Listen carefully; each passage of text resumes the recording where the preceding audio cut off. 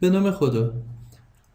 برای این ویدیو میخوایم درباره این صحبت بکنیم که CSS چی هستش. خب CSS یک زبان کدنویسی هستش که برگرفته از در حقیقت مخفف عبارت کاسکید استایل شیت هست. خب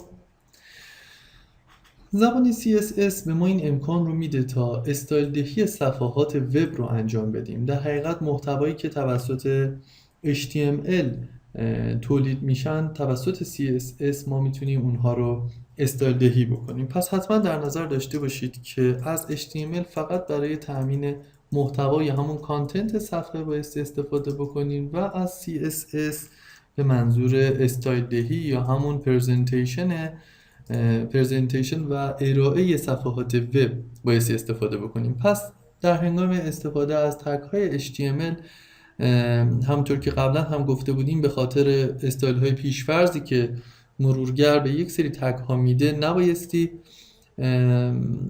از اون تگ استفاده بکنیم. به عنوان مثال برای درشت کردن یک فونت نبایستی از تگ های H1 تا H6 استفاده بکنیم، بلکه این کار توسط CSS بایستی انجام بشه و در CSS هم ما نبایستی کار تولید محتوا رو انجام بدیم، بلکه بایستی تمرکزمون بر روی پرزنتیشن و همون استایل دهی و ارائه در حقیقت صفحه وبمون باشه. بسیار خوب، شما میتونید برای اینکه درک بهتری داشته باشید از اینکه CSS چه کاری انجام میده تصور بکنید که یک ساختمان رو دارید که تمام مصالح در اون محیط کارگاه ساختمانی وجود داره. خب CSS کارش این هستش که اون مصالح رو میاد در فاصله ها، مکان ها، رنگ ها و اندازه های مورد نظر طراح و معمار بنا قرار میده. بنابراین اگر خب اون مصالح نباشه ما کاری برای در حقیقت این نداریم که بتونیم چیزی رو بسازیم، اصلا ابزارش رو نداریم و اگر هم اونها رو به وسیله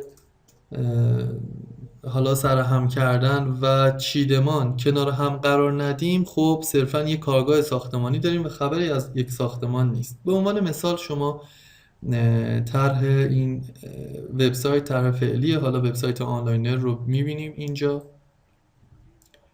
خب من اگر بیام و CSS رو در این صفحه دیزیبل بکنم، CSS رو غیر فعال بکنم، میبینید که محتوا عیناً همون محتواست، یعنی تصاویری که وجود داره، متن هایی که وجود داره، حتی اسکریپت ها هم اینجا داره اجرا میشه، منتها خب هیچ استایل دهی روی این موارد وجود نداره و همین عدم وجود استایل دهی باعث میشه که همون محتوایی که با استایل دهی بسیار زیبا و شکیل و مرتب به نظر میرسه بدون استایل دهی اونطور در هم ریخته به نظر برسه.